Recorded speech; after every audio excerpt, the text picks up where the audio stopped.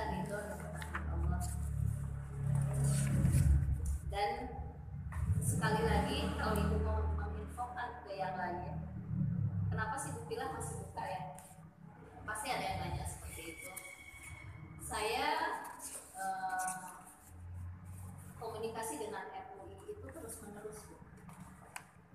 Di dalam masjid itu jaga prokes, tidak lebih dari 30 orang. Saya bilang setelah zona merah kita nggak pernah 30 orang, 15 pun jarang.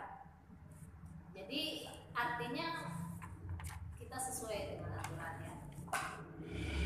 Oleh karena itu, karena Allah masih memberikan kemampuan kepada kita, keyakinan yang kokoh gitu ya Bu ya, kita selalu mengucap Alhamdulillahirabbil alamin.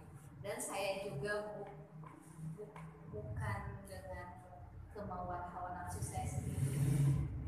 Saya diajarkan oleh guru saya, setiap mau melakukan sesuatu mohon dulu sama Allah. Apakah ini baik? Apakah ini bermanfaat? Apakah ini akan memudaratkan? Kalau saya yakin, tenang, saya akan jalani. Tapi kalau saya nggak yakin, saya nggak tenang, saya nggak jalani. Dan saya menilai jiwa saya tenang. Berarti ini Allah rahmati gitu. Allah rahmati, Allah ridhoi, dan Allah kasih keberkahan insyaallah. Jadi bukan semata-mata saya mengandalkan hawa nafsu saya. Selalu memohon sama Allah. Begitu. Jadi nggak sembarangan ya. Yang penting ngaji itu kan ilmu. Saya nggak begitu Bu. Walaupun itu benar, kalau itu berlandaskan hawa nafsu tanpa memohon pertolongan Allah, akibatnya akan buruk. Bagi saya yang seperti itu. Jadi semuanya saya gantungkan. Kemudian salawat beserta salam Muhammad SAW. Kita teruskan yang kemarin ibu-ibu yang saya sayangi dan dirahmati oleh Allah. Kemarin itu kalau kita Rasulullah menjadi pribadi yang lemah lembut, menjadi pribadi yang bisa menahan kata-katanya, selalu menyenangkan orang gitu, bisa menahan caci maki walaupun orang itu bersalah gitu. Kemudian dia bisa, orang itu kok nurut gitu sama dia. Kalau seandainya kita punya pribadi seperti itu, kata Allah, Rasulullah pun bukan karena sifatnya dia, bukan karena bawaan dari dia, tapi itu karena aku yang menempelkan punya rasa kasih sayang dengan sesama. Jadi hai Muhammad, kata Allah, fabima rahmatin minallahi linta lahum, karena rahmat Allah engkau itu dituruti sama semua orang. Jadi bukan karena Rasulullah punya kemampuan itu, bukan. Kalau kita pun begitu Bu. Kalau saya Bu sama anak-anak saya mati, alhamdulillah. Saya mah itu lembut, anak-anak nurut, suami juga patuh, bukan karena kita, Allah yang ngasih. Terus ketika di antara sahabat-sahabat kita atau orang terdekat kita melakukan kesalahan, apa yang diminta oleh Allah? Fa'fu anhum, maafkanlah. Jangan ketika dia melakukan apa gitu, kamu nanti kayak kemarin, kamu nanti melakukan kesalahan lagi. Enggak begitu. Fa'fu anhum, maafkanlah mereka, kasih kesempatan selanjutnya gitu. Jangan ketakutan dengan kejadian yang kemarin, tapi hati-hati, waspada aja. Nah, itu yang diajarkan oleh Allah kepada Rasulullah. Kemudian wastaghfir lahum, kalau ada kesalahan dari sahabat-sahabatmu, minta ampun, ampunkan dia gitu. Jadi kalau kita punya saudara sudah mengkhianati kita, kemudian kayak kacang lupa sama kulitnya, nggak balas budi dengan kebaikan kita, atau malah memfitnah kita, atau malah menyakiti kita, apa yang terjadi? Yang harus kita lakukan bukan dendam. Allah nggak pernah mengajarkan dendam. maafkan. Kemudian di tengah malam kita doakan dia, atau di siang hari, ya Allah maafkan dia yang sudah menyakiti saya, ya Allah maafkan dia yang sudah mengkhianati saya, ya Allah maafkan dia, dulu udah saya biayain dia sekolah, tapi sekarang dia lupa sama saya, sekarang udah jadi orang sukses, ya Allah maafkan, maafkan, maafkan, istighfar. Kalau kita atau anak kita berbuat salah, maafkan dan mohon ampunkan.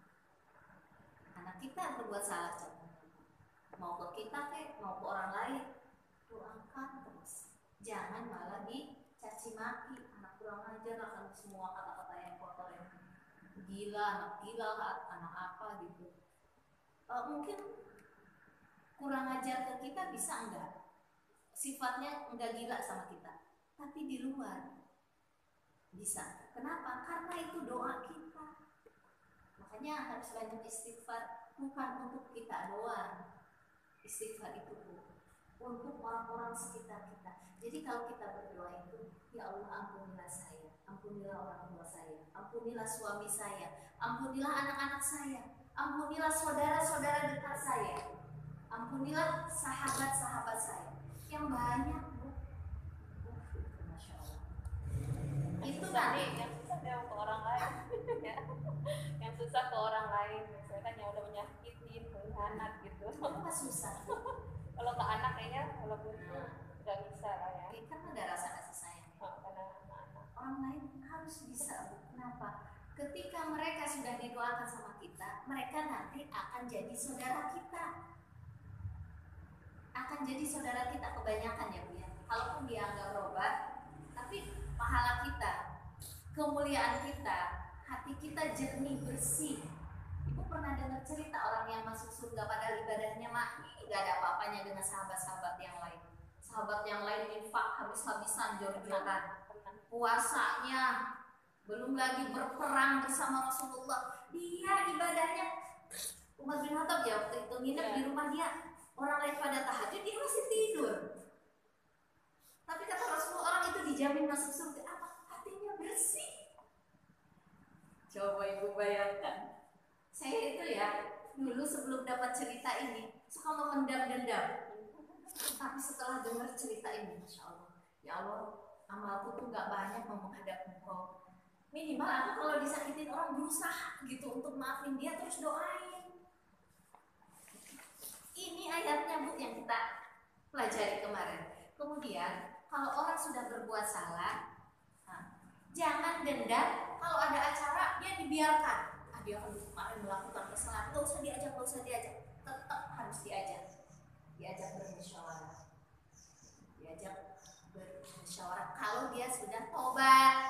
Itu seperti gini, ada yang bertanya ke saya, Ibu, kemarin banyak pertanyaan. Ada yang bertanya ke saya di setelah kemarin, kalau kita ada teman, katanya, Bu, kita ada teman nih, udah nyakitin kita, udah hianatin kita, terus kita maafin, udah gitu sikap kita setelah itu gimana? Apa baik lagi sebelum dia nyakitin kita, sebelum dia mengkhianati kita, baik lagi seperti biasa gitu? Kayaknya susah banget ngilanginnya kan gitu. Harus baik lagi kalau dia sudah bertobat. Kecuali kalau dia belum bertobat, kalau kita mau ngadain musyawarah, rapat, kita tahu dia berkhianat, kita tahu dia jahat lah gitu ya, dia belum bertobat, nah itu harus hati-hati, nggak usah diajak dulu selama dia belum bertobat. Tapi kalau dia sudah minta maaf, ajak rembuk lagi, kita biasa, kalau kita biasa suka saling memberi hadiah, ya kasih hadiah lagi, ya kasih ini lagi. Masalahnya, Bu, kayaknya dia sikapnya udah minta maaf tapi sikapnya nggak berubah, kan berarti belum bertobat. Tobat itu bukan hanya di lisan, tapi harus timbul dari hati. Kalau timbul dari hati nggak bakalan dia ulangi lagi. Tapi kalau lisannya bilang minta maaf, dia ulang lagi, berarti belum bertobat. Itu baru diomongan doang. Ada ya, Bu ya, teman seperti ini pertanyaan, Bu.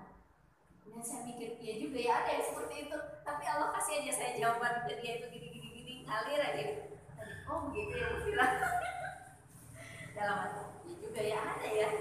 Saya juga pernah alamin gitu. Nah itu.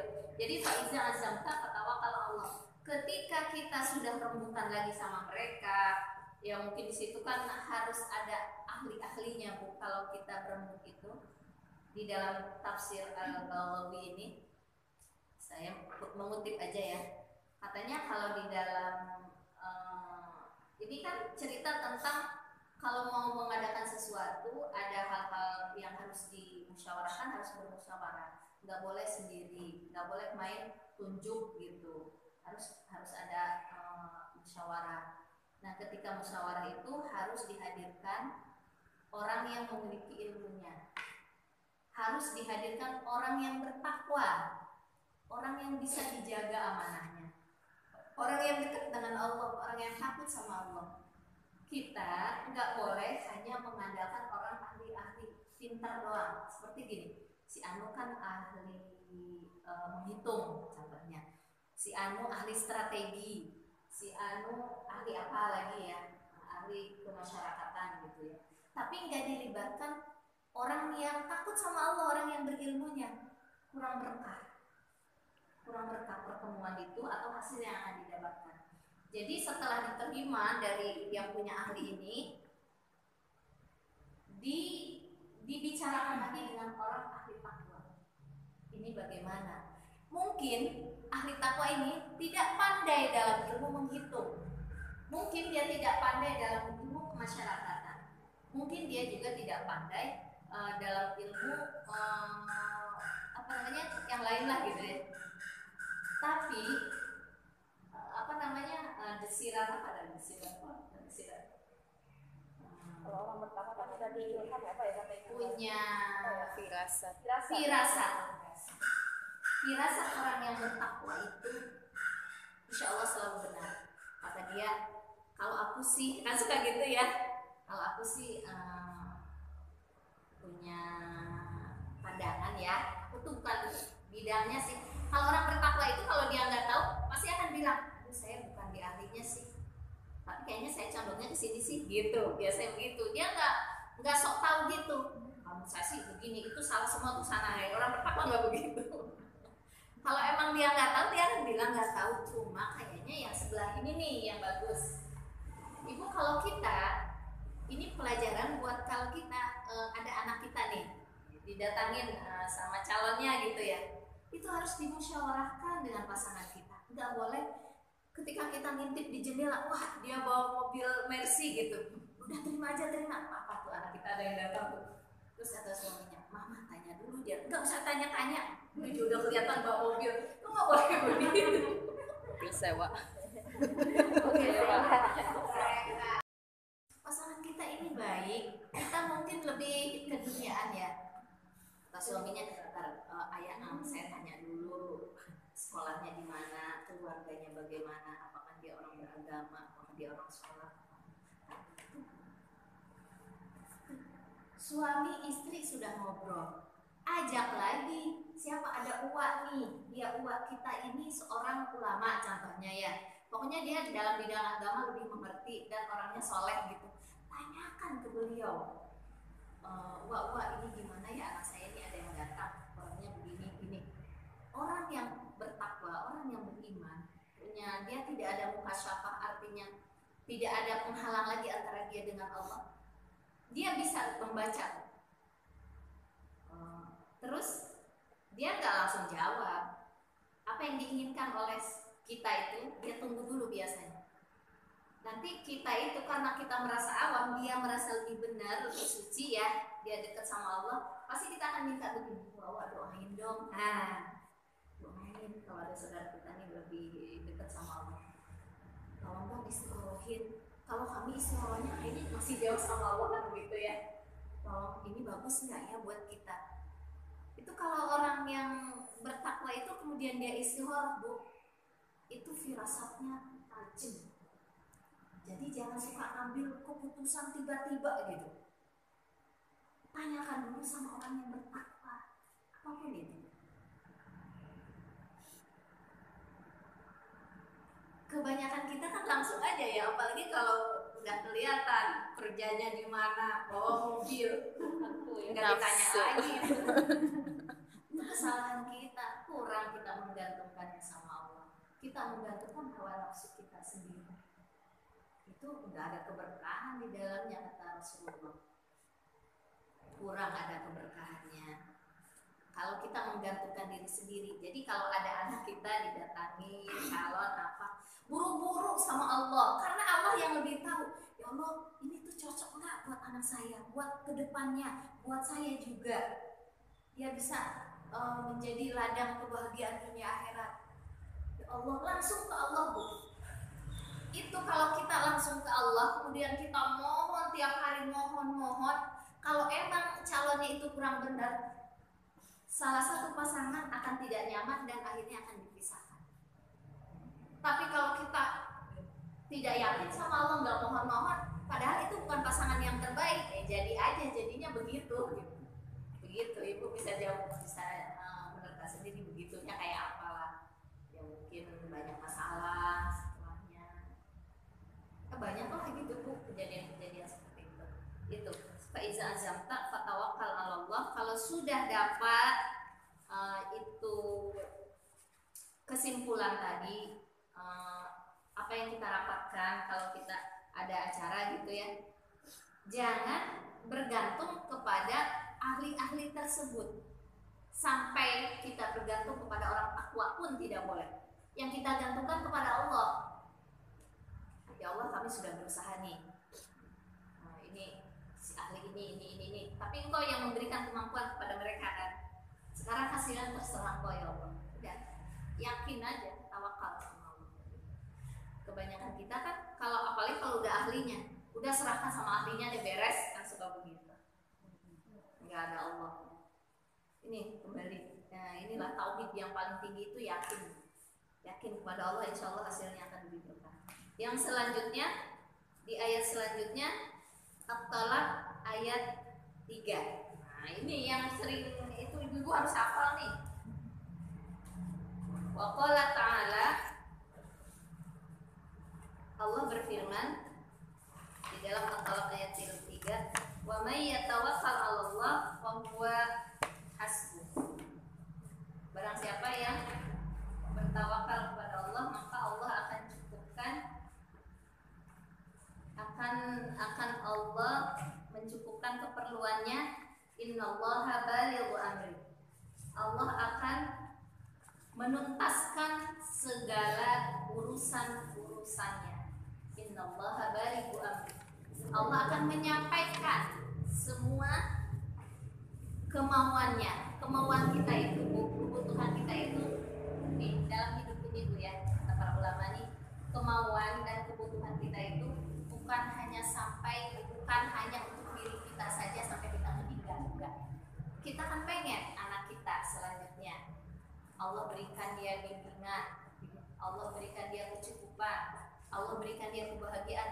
Dan keinginan kita bukan hanya sampai anak kita, cucu kita juga, seterusnya sampai hari kiamat. Kata Allah, kalau orang yang bertawakal kepada Allah, Allah akan cukupkan. Allah akan sampaikan kepada niat dia. Niatnya apa? Keinginannya apa gitu. Ya Allah, saya pengen kan yang Rabbana hablana min azwajina wa dzurriyyatina, keturunan saya itu artinya baik suami, anak, cucu, cicit, seterusnya sampai hari kiamat. Jadi kalau orang bertawakal itu, maka dia akan mencukupkan keperluannya. Jadi hidup itu bukan banyak-banyakan, bukan berlimpah, bukan banyak-banyakan. Yang penting cukup. Ibu kita punya uang 300 juta, banyak nggak? Banyak. Tapi anak kita sakit, kita berobat harus mengeluarkan uang 350 juta. Cukup nggak? Nggak cukup. Jadi bukan banyak-banyakan yang kita minta kepada Allah. Orang tawakal itu akan dicukupkan. Ketika anak kita nih mau masuk ke satu perusahaan, tapi otaknya biasa aja, Bu Filah, contoh ini Maya. Kita mah yang contoh yang ringan-ringan saja. Anak kita punya kemampuan biasa-biasa aja. tapi kita orang tuanya tawakal. Tawakal, takwa ya.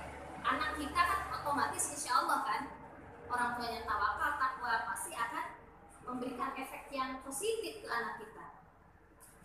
Kemampuannya biasa-biasa aja, Allah akan cukupkan dia masuk ke perusahaan itu. Dengan apa? Bukan karena nilainya. Tiba-tiba ada sahabat kita yang kerja di perusahaan itu. Kita bercerita lah, ini contoh aja ya, maksud dicukupkan Allah itu. Bercerita, oh saya kan kerja di perusahaan itu, anak saya ini mau masuk nih, gimana ya? Oh, coba saya akan usahakan. Nah, itu bagian Allah mencukupkan dia bisa masuk ke perusahaan itu. Tiba-tiba bisa masuk, dibantu sama temannya, padahal nilainya biasa aja, Bu. Itu satu. Ketika ada anak kita atau seseorang, ini ada ceritanya seseorang, saya enggak ngomong, oh orang yang pintar itu mah wajar ya masuk ke perusahaan A gampang, mau nerusin ke luar negeri gampang, emang cerdas gitu, nggak usah dibilang itu mah cukup ya. Ini ada orang punya kemampuannya nggak pintar-pintar amat, kemudian dia ikut tes masuk ke sekolah Al-Azhar contohnya. Dia ikut tes, kata dosennya begini, kamu harus ikut tes. Kamu harus ikut tes. Kenapa? Karena si dosen tahu ini mahasiswa baik banget, jujur, amanah, tawakal. Dia lihat masjidnya rajin, dia lihat pergaulannya nggak sembarangan. Diusahain sama dosen tadi, dia lulus ke Al-Azhar Mesir. Artinya apa? Yang membuat dia bisa lulus ke sana bukan karena kecerdasannya, bukan karena punya uang, bukan karena kehebatannya. Dia dapat beasiswa karena Allah cukupkan, karena Allahnya tawakal. Saya Bu, ketika kita kuliah ya Bu ya, saya nggak merasa diri kita tawakal, enggak. Orang tua kita mengajarkan yakin sama Allah, tawakal sama Allah, jangan tinggalin sholat tahajud, sholat duha, jangan tinggal, pokoknya baik sama orang gitu ya. Itu kuliah kan kita kayak dilempar ke kota, nggak dikasih bekal, kita bisa selesai kuliah semua. Allah bantu gitu, tiba-tiba suruh orang kesini, suruh orang sini, sini gitu, beres semua. Itu kita ajarkan anak kita tuh tawakal Bu, bukan disodorin hanya uang gitu. Itu minta sama Allah, bergantung hidup yang benar, lakukan amal soleh yang banyak. Itu orang tawakal kan? Dia melakukan amal soleh nggak hitung-hitungan. Kalau ada orang butuh kita bantu, itu orang yang bertawakal tuh begitu Bu. Jadi kalau ada orang yang suka hitung-hitungan, nggak suka nolong sesama yang membutuhkan, itu jauh dari dicukupkan oleh Allah. Dia akan bekerja keras dengan keringatnya sendiri, bukan dengan pertolongan Allah. Jadi kalau kita hidup banyak beramal soleh, itu akan banyak mendapatkan sesuatu yang di luar dugaan kita tadi. Allah akan cukupkan. Seperti tadi, saya pengen dia punya mantu tuh yang ini gitu ya. Anak kita nggak cantik-cantik amat Bu, anak kita nggak cantik-cantik amat, tapi Allah akan cukupkan dia dapat suami yang baik, yang soleh, insya Allah. Kalau tawakal dicukupkan rezekinya. Ada anak orang tua tidak tawakal sama Allah, padahal anaknya cantik luar biasa. Karena Allah nggak mencukupkan rezekinya, karena dia nggak bertawakal, rumah tangganya selalu mengeluh. Mah, suamiku gini, mungkin dalam hal ekonomi cukup. Suamiku gini mah, belum seminggu udah ngeluh lagi. Udah pulang ke rumah orang tuanya, balik lagi, ibunya ruwet banget. Enggak dicukupkan rezekinya sama Allah. Anak ini kenapa? Enggak tawakal sama Allah. Jadi ketawakalan ini Bu akan mencukupkan segalanya. Tawakal ini tidak melihat orang ini pintar atau cantik. Enggak, Allah enggak melihat begitu. Makanya kata Allah, inna akramakum indallahi, yang dimuliakan oleh Allah itu orang takwa. Maksudnya Bu, dimuliakan itu mau rumah tangga mulia dia hidupnya, tentram, adem ayem. Mau dia masuk ke pekerjaan, mulia di pekerjaannya. dicukupkan sama Allah. Allah nggak melihat dia ganteng, Allah nggak melihat dia cantik, Allah nggak melihat dia kaya atau cerdas, nggak dilihat itunya. Apalagi kalau kita punya anak pas-pasan semua contohnya Bu ya. Udah tawakal aja deh, tenang sama Allah. Gimana Bu Vila tawakal caranya? Nanti akan lebih spesifik lagi ya kalau udah masuk ke sini. Terima kasih. Banyak beramal soleh. Gantungkan, wakilkan sama Allah, dan usaha kita adalah banyak beramal soleh aja. Amal soleh ini dilandasi dengan keikhlasan kepada Allah. Pokoknya saya hidup harus benar, saya hidup harus lurus, saya hidup jangan sampai menyakiti orang lain. Yang udah kita pelajari semua itu.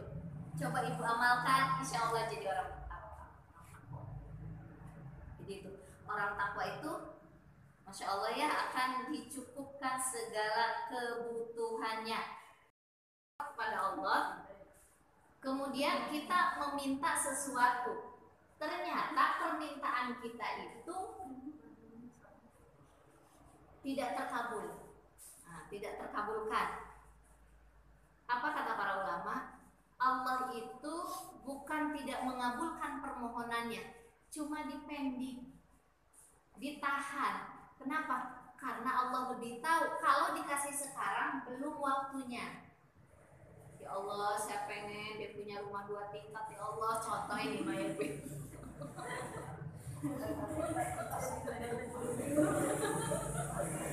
Ini contoh Bu. Kita pokoknya ibu doa apa gitu ya.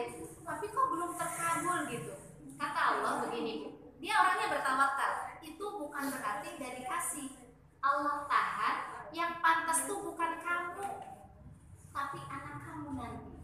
Kita minta mungkin minta mobil Pajero gitu ya. Maksudnya contohnya. Atau kita baru punya motor gitu, belum punya kendaraan. Kita minta sama Allah kendaraan. Kata Allah, kami belum waktunya. Nah, ditahan dulu sama Allah. Untuk apa? Kamu tuh belum terlalu penting. Aku tahu ukuran kamu, kata Allah. Nanti akan aku kasih ke anak cucu kamu. Anaknya pada subur-subur, makmur-makmur cucunya. Mungkin kita sudah dipanggil oleh Allah Subhanahu wa Ta'ala. Jadi yang menikmati ketawakalan kita itu anak cucu kita. Bisa itu terjadi begitu. Saya melihat ya, orang tua saya tokohan dalam ibadah tapi ekonominya pas-pasan. Saya melihat, ya Allah, kita tuh nggak ada apa-apanya Bu, tapi kok kita makmur gitu sekarang. Bisa belajar tinggi gitu ya, orang tua kita sampai SMP, sampai jungkir balik cari rezeki, dari bertani, berdagang, keliling segala macam. Padahal ahli Quran, tapi kok ekonominya biasa aja. Apa ya? Mungkin akan dikasihkan kepada anak cucunya. Itu pembelajaran, bukan saya mengagungkan orang tua kita ya. Pembelajaran buat kita. Kita tuh harus hidup bertawakal gitu. Jadi orang bertakwa. Hasilnya mungkin belum sekarang maksimal, tapi akan Allah kasih nanti buat anak cucu kita. Kan kita senang Bu lihat anak cucu kita bahagia ya. Lagi dekat sama Allah. Ustazah ngingetin orang tua saya. Iya begitu Bu. Masya Allah ya Bu ya. Jadi saya mah ingin gini aja gitu ibu-ibu di sini. Kenapa? Bukan menjadi saya cerita seperti ini ibu jadi sedih ya, enggak. Cuma ayo kita ambil pelajaran. Jadi orang takwa itu emang enggak gampang, enggak mudah, tapi harus kita perjuangkan, beramal soleh, bersihkan hati, tingkatkan terus keimanan kita kepada Allah sampai benar-benar yakin sama Allah, enggak ragu gitu sama Allah.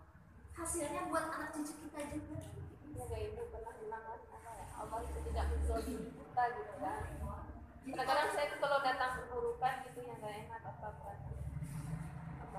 masalah apapun gitu yang gak kita inginkan gitu, suka ingat pesan ibu itu bahwa Allah tidak menzalimi kita gitu kan. Akan Allah kasih di mana jalannya, pintunya. Mungkin kita seakan-akan masih tetap disakiti orang, dizolimi orang ya Bu ya ini. Tapi yakinlah sama Allah, ketika kita bersabar, kita bertawakal, tetap kita mau orangnya enggak balas dia gitu. Tetap jadi orang soleh gitu ya. nggak karena dizolimi orang akhirnya iman kita runtuh gitu, down gitu ya. Gara-gara rumah dibongkar sama Uin contohnya, ninggalin pengajian, contoh ini mabuk, itu enggak di sini insyaallah. Di sana juga enggak ya, saya enggak gitu. Enggak ikut pengajian, enggak ikut iuran kalau ada orang membutuhkan pertolongan, dia drop, enggak masuk pertolongan lagi, enggak apa namanya, silaturahmi terputus gara-gara sama Allah diambil sedikit itunya. Nah kalau orang soleh, orang bertakwa itu dia nggak ada pengaruhnya. Bagi dia yang penting saya dekat sama Allah, rezeki nanti Allah yang akan kasih. Tapi kebanyakan orang nggak begitu. Kebanyakan. Ketika ada ujian atau musibah malah jauh dari Allah. Gimana ini akan dibimbing anak cucunya sama Allah? Tapi benar Bu, wa qalilum min ibadiyas syakur. Sedikit orang yang bersyukur. Artinya orang bertakwa itu sedikit. Dan saya melihat orang-orang yang rajin ke pengajian itu adalah salah satu indikasi dia orang yang bertakwa. Takwa itu Bu tidak akan kita raih kalau nggak punya ilmunya. Nggak bakalan kita punya jadi orang bertakwa, nggak bakalan. Selevel Nabi Musa aja Nabi. Gagal dia jadi muridnya Nabi Khidir yang mempunyai ilmu yang mukasyafah tadi ya. Gagal Nabi Musa itu tuh sindiran buat kita. Kalau kalian tidak punya ilmunya, kalian gak bakalan bisa jadi orang hatinya bersih, ikhlas, itu gak bakalan. Harus ada ilmunya. Makanya derajat orang yang berilmu itu ditinggikan oleh Allah. Karena orang berilmu itu indikasinya dia insya Allah bertakwa. Inna akramakum indallahi asqakum, dimuliakan, ditinggikan orang bertakwa. Ya cukup sekian. Semoga bermanfaat.